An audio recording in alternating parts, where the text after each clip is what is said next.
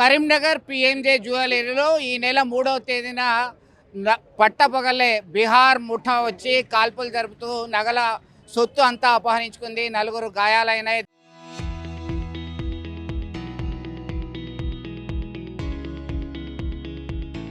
దీని నుంచి రాజకీయ నాయకుల మధ్య మాటల యుద్ధం కాస్త దాడుల వరకు వెళ్ళింది.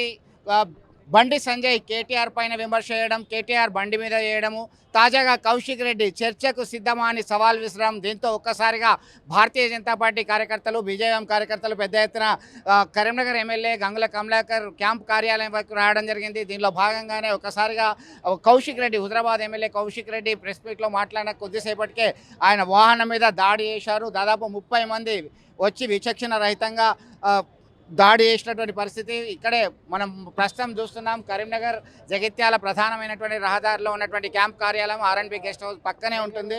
ఇక్కడంతా కూడా గ్లాసులన్నీ కూడా పొట్టు పగలగొట్టడం జరిగింది. ఇదంతా కూడా దమ్ముంటే చూసుకుందాం అనేటువంటి కోణంలో ఆయన సవాల్ విసురుతూ రావడం జరిగింది. ఒక అగ్రెసివ్గా కేంద్ర హోంశాఖ సహాయ మంత్రి బండి సంజయ్ మీద మీరు విమర్శలు చేస్తారా అంటూ వారు దాడి చేస్తున్నటువంటి పరిస్థితి దృశ్యాలు సైతం మనం చూస్తున్నాం. ఇప్పటికే చాలామందిని కంట్రోల్ చేయడం జరిగింది. బీజేపీ కార్యకర్తల మీద, నేతల మీద లాఠీ చార్జ్ చేసి పోలీసులు వాళ్ళని అదుపులోకి తీసుకొచ్చే ప్రయత్నం చేశారు. ఆ తర్వాత సమాచారం అందుకున్నటువంటి వెంటనే దీనికి సంబంధించినటువంటి బీఆర్ఎస్ నేతలు, కార్యకర్తలు కేంద్ర హోంశాఖ సహాయ మంత్రి బండి సంజయ్ కార్యాలయంకు దూసుకు వెళ్లే ప్రయత్నం చేశారు. అక్కడ పోలీసులు అడ్డుకున్నారు. ప్రస్తుతం మనం చూస్తున్నాం కౌశిక్ రెడ్డి వాహనం TS-03 FF99కు సంబంధించినటువంటి వాహనాన్ని చాలా విధ్వంసకరమైనటువంటి విధానంలో ధ్వంసం చేసినటువంటి పరిస్థితి.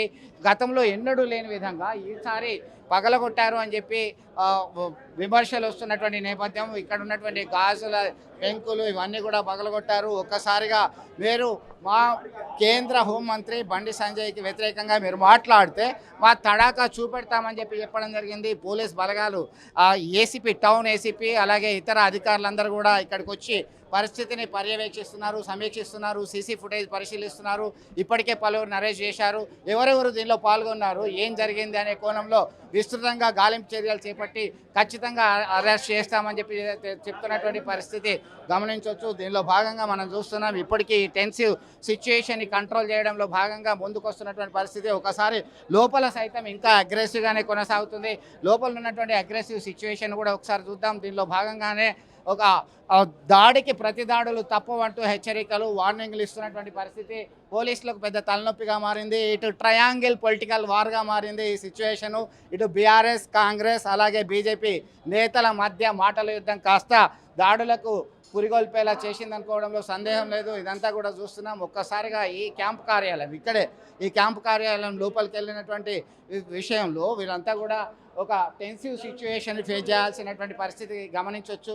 ఇక్కడ గంగుల కమలాకర్ హైదరాబాద్లో ఉన్నారు, వారి కార్యాలయం ఇదంతా కూడా. దీనికి సంబంధించి అయితే కొంతమంది టీఆర్ఎస్ కార్యకర్తలు కూడా మనతో ఉన్నారు. మీరు చెప్పండి ఒకసారి ఎట్లా చూడొచ్చు దీనికి సంబంధించి, దాడికి సంబంధించిన ఘటనలో మీరు ఏ విధంగా స్పందిస్తారు? తెలంగాణ రాష్ట్రాన్ని మరో యూపీ లేదా బీహార్గా మార్చాలన్న సంకల్పం బండి సంజయ్ గారికి కనిపిస్తూ ఉన్నది.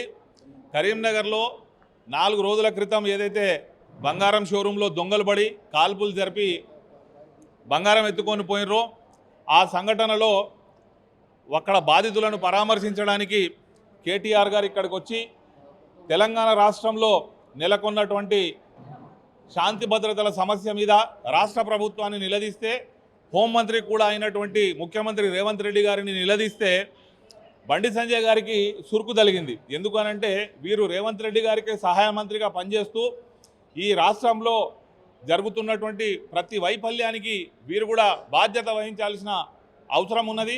ఒక్కనాడు కూడా రాష్ట్ర ప్రభుత్వ వైఫల్యాల మీద ప్రశ్నించని బండి సంజయ్ గారు కేటీఆర్ గారి మీద ప్రెస్ మీట్ పెట్టడం, కేటీఆర్ గారి మీద అవాకులు చెవాకులు మాట్లాడడం, ఈరోజు ఏదైతే ఈ దాడిని ఎట్లా చూస్తారు మీరు? ఈరోజు ఎమ్మెల్యే గారి క్యాంప్ ఆఫీస్ మీద దాడి జరగడం ఏదైతే ఉన్నదో ఇది పూర్తిగా తెలంగాణ రాష్ట్రంలో శాంతి భద్రతలు విఫలమైపోయినాయి, వైఫల్యం చెందిందని మేము అనుకుంటా ఉన్నాం. మొత్తం మీద శాంతి భద్రతలు పూర్తిగా వైఫల్యం చెందాయని చెప్తున్నటువంటి పరిస్థితి. మనతో మరో సీనియర్ నేత ఉన్నారు. చెప్పండి మహేష్, ఎట్లా చూడొచ్చు సంబంధించి?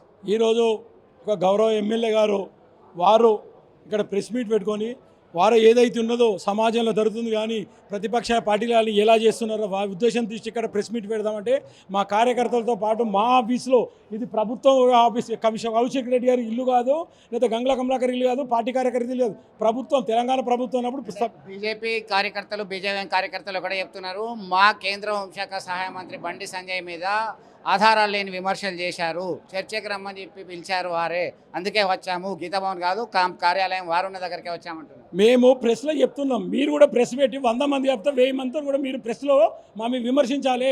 మీకు చాతనైతే నువ్వు చేసిన తప్పిది ఉన్నది, బండి సంజయ్ గారు మంచివారు, బండి సంజయ్ తెలంగాణకు తెచ్చారు, నువ్వు ఈ అభివృద్ధిలో పాటుపడు, అభివృద్ధిలో తెలంగాణ రాష్ట్రంతో పాటుపడు. కానీ ఈ దొంగచాటున 4 గుండాలను పెట్టుకొని వచ్చి 4 వచ్చి ఏదో ప్రెస్లో ఫోటోల కోసమో లేకపోతే వీడియోల కోసమో ఏదో హైలైట్ ఏదేమో బండి సంజయ్ గారు ఏదో కరీంనగర్లో కార్పొరేటర్గా అయితే భాగ్యలక్ష్మి టెంపుల్ తీసుకొని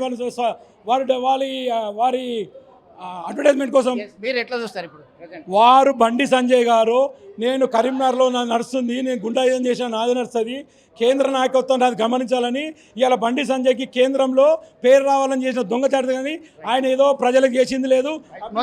మొత్తం మీద తీవ్రంగా మండిపడుతున్నారు. ఖచ్చితంగా రివెంజ్ ఉంటుంది. ఆర్ఎస్ బ్రదర్స్ ఒక్కటే అనే ఆరోపణలు ఇప్పటికే చేస్తున్నటువంటి పరిస్థితి మనం గమనించవచ్చు. ఈ బీఆర్ఎస్కి సంబంధించిన ఎమ్మెల్యే గంగుల కమలాకర్ క్యాంప్ కార్యాలయానికి ఇప్పటికీ పెద్ద ఎత్తున తరలి వస్తున్నారు. బీఆర్ఎస్ నేతలు కార్యకర్తలు బీజేపీ కార్యాలయంకి వెళ్తున్నటువంటి క్రమంలో పోలీసులు అడ్డుకున్నారు, అదుపులోకి తీసుకున్నటువంటి పరిస్థితి. ఇది ఇక్కడ తాజా update. Over to Hyderabad studio.